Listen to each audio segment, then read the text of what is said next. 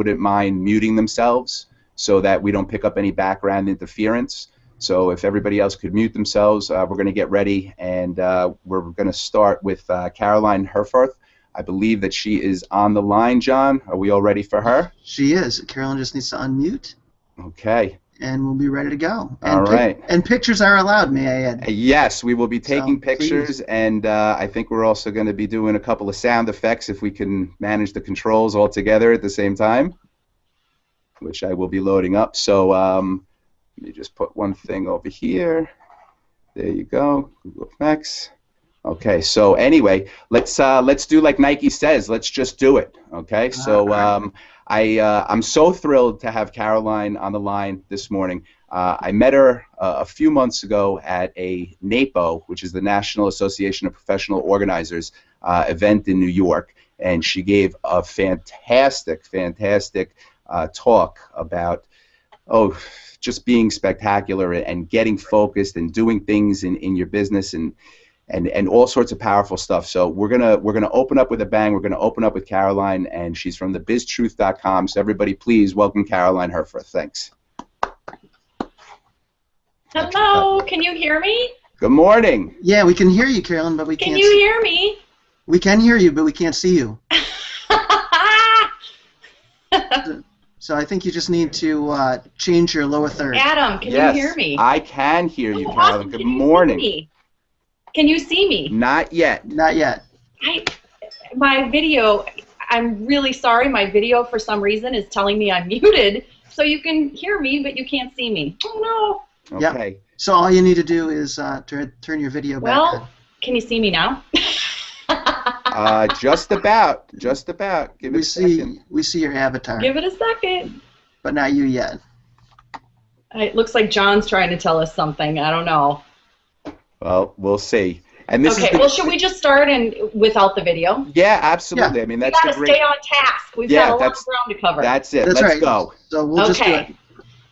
So what you and I agreed we were going to talk about, and I know this might seem a little strange to people who are coming onto this thinking, wow, I got to get prepared for the holidays, but what you and I talked about is there's also this pressure of really looking ahead to the new year. And one of the things I spend a lot of time doing in December is looking at what happened this past year, what worked, what didn't work, what do I need to do better, differently, more of, less of in the following year.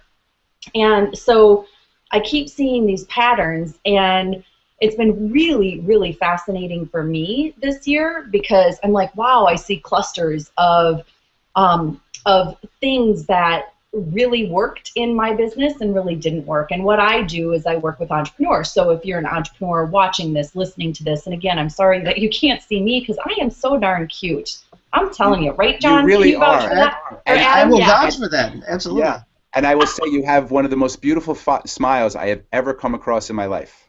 Oh, that's awesome. You have a lucky wife. Thank you.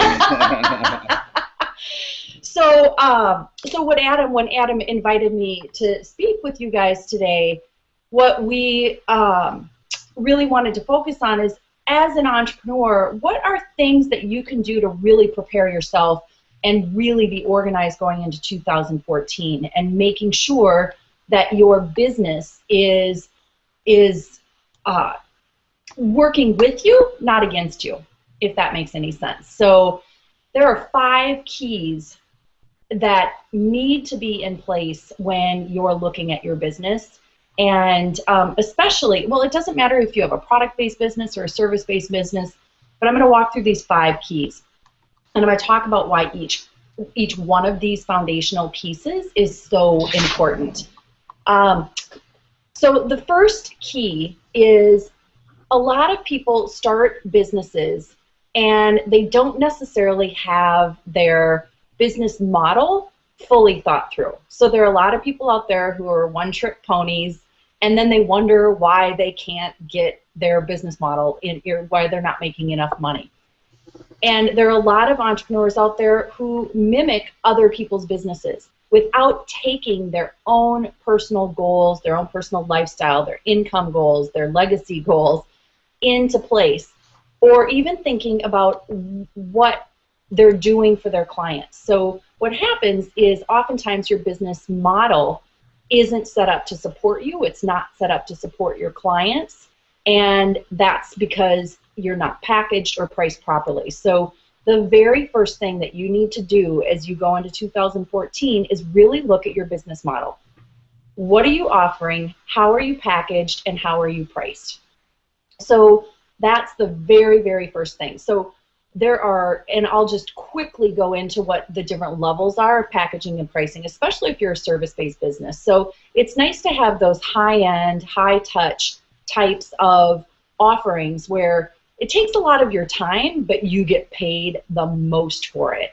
A lot of people like to move away from that eventually, and if you're an organizer, you know, most everything you do is high touch because it's you going in and working with clients one at a time.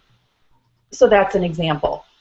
Then there are medium touch things where maybe it's, especially if you're a service-based business, how can you serve a lot of people at once? So that might be doing events, doing group trainings, things like that. So those are some medium touch things where you charge a little bit less typically, but you have a greater volume.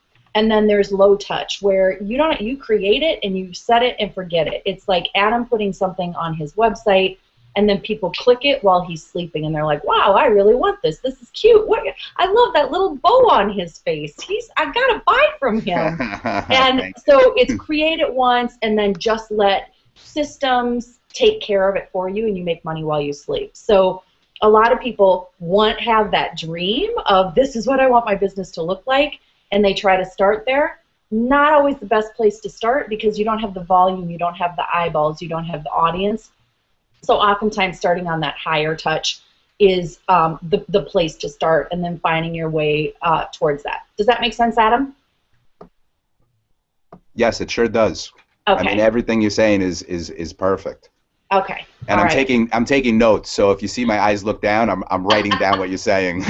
You're checking your horoscope. Come on. Never. I don't know. So then the second thing is especially if you are and have a service-based business, the second thing is you need to position yourself as a thought leader and have a point of view. There are way too many business people out there who are the echo and not the voice.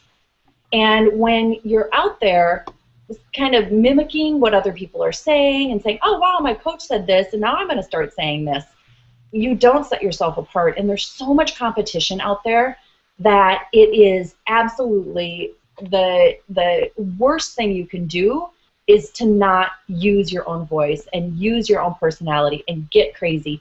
I hire coaches all the time. I'm a coach myself, and I hire people who I really admire.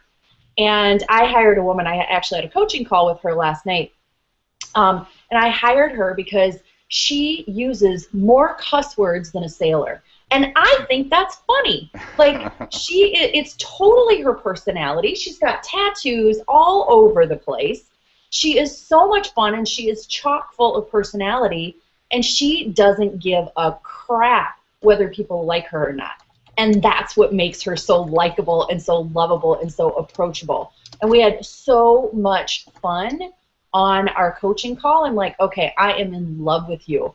So that, like, be the voice, not the echo. And, you know, Gary Vaynerchuk is a great example of that, where he did some things that were really, like, totally out of the box in terms of how he promoted wine products, you know, selling wine from a wine store out of New Jersey, and what he did to be different and stand out and have a point of view. He compared wine to the taste of cereal, Captain Crunch. I mean, crazy, crazy stuff. If you don't know who Gary Vee is, just Google Gary and Vee, and you'll find all sorts of stuff on there. Unbelievable.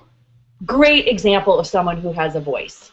So that's the second thing. The third thing is, once you have your business model in place, you know what you want your business to do for you, you know what your business does for other people, and you've packaged and priced yourself, and then you're clear on what your value is and what your point of view is, then you can really start marketing and put your marketing strategy into place. So the third piece is to really think about what's your marketing strategy. And a mistake a lot of people make is they try everything, and they spend so much time,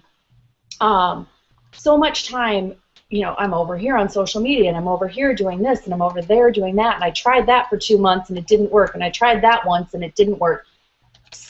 Pick something. Now that you know those first two things, pick a channel, work the crap out of it, and really focus on it. If you try to do too many things at once, especially when you're kind of starting out, you end up diluting your efforts and you end up diluting your results. And so focus on one thing, nail it, and then go on to the next. An example of that is I've got a client in Arizona, and she's a physical therapist, and she really wanted to build her business up to 9 to 12 patients a week. 9 was her minimum. And so I sent her a gift card so she could go buy gas.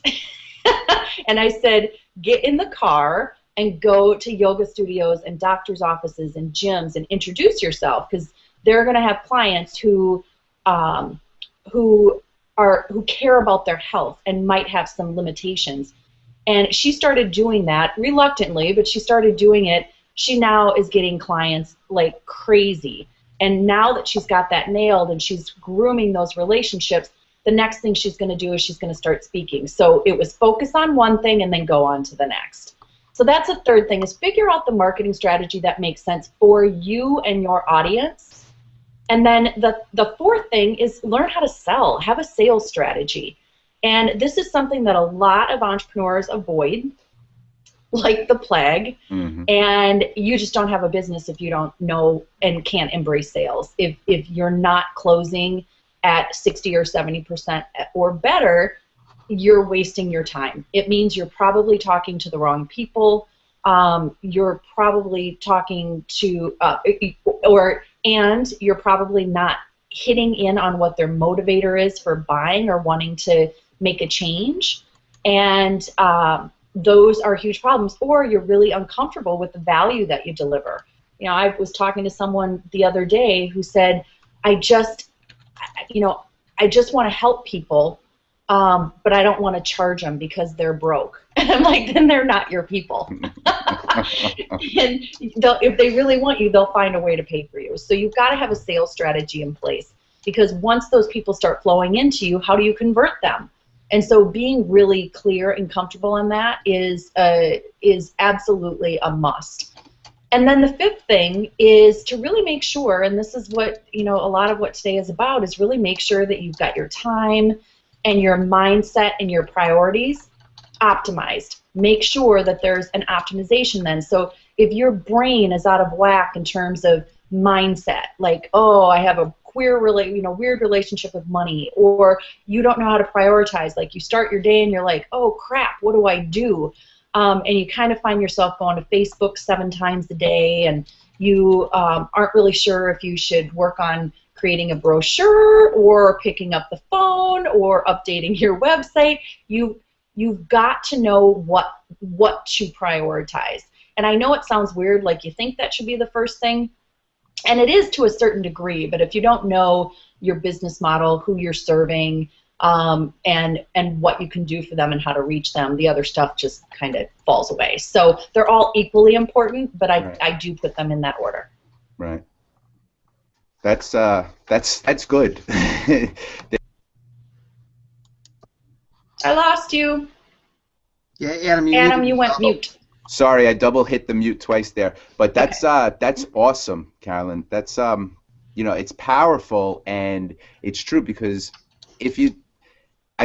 you said it so eloquently, so I'm not even going to try to rephrase or rehash the whole thing. But if you're not planning, if you're not getting organized in your head and sticking with one thing, like you say, you're never going to get anywhere. You're going to be all over the place. And these are real true words and real solid principles that I agree with you. You should try to focus on for 2014 and just, well, not to use a curse word, but kick the crap out of 2014. I like curse words every now and then. And yeah. I'll tell you that the people who do focus on these basics, these building blocks of their business, because I run an accelerator that walk entrepreneurs through this, right. The people who do this and really learn how to do it for themselves, feel so empowered because they're like, wow, not only do I know how to do this now, I know how to do it as I evolve and as my business evolves. And as, you know, when I have my third kid, I know how to adjust and adapt and pivot. So knowing how to do these things is so foundational to success, not just in 14, but also in 15, 16, 20, 27. So it's really, really key stuff. And I know it's all stuff I wish I would have been really aware of when I started my first business. So good luck to you entrepreneurs out there who are planning for 14. Absolutely, and we got quite a few of them on today, so I'm really glad that you got the opportunity to start it off right for the summit over here and get everybody into the mindset to think about the future, 2014 and beyond. And I thank you so much for spending some time with us this morning, Carolyn. I really, really, really appreciate it. Sorry about the video. Have fun. Oh, not a problem. Here, look, we're going to give you a little round of applause. That was great. John, are there any questions that have come through specifically for Carolyn for the moment that you just want to ask her before she leaves? I have not seen any questions, but some of that too was I think a few people might have gotten the wrong. They weren't able to connect on YouTube yet, but I corrected that. So we may have some questions a little later on. So hopefully you'll stay with us, Carolyn, as we go along here. Okay. And also, what we'll be sending out an email later with everybody's link. If you click on their profile picture on the bringtheneat.com site, it takes you right to their Google Plus About Me page. So they have their full profile, and for anything that you want to find out about Carolyn, you just click on her picture. It'll take you right there, and we'll include that in a follow-up email after our event. And talk to her, follow her. She's wonderful. She's been very sweet to me, and I thank her and I appreciate her for it. Thanks, Carolyn. Have fun. Okay. Talk to you later. Thanks. Bye-bye. Bye. Bye-bye. Okay, so that's a great way to start off thinking about 2014. And you know, when I had first asked Carolyn to come on to the show, she's very business focused and orientated, and we talked about how we have so many, you know, mommy bloggers and entrepreneurs and personal organizers that are part of this event. So it was great to have her come on in, and I have all her notes over here and so many more from the conversations we had. So again, thanks to her.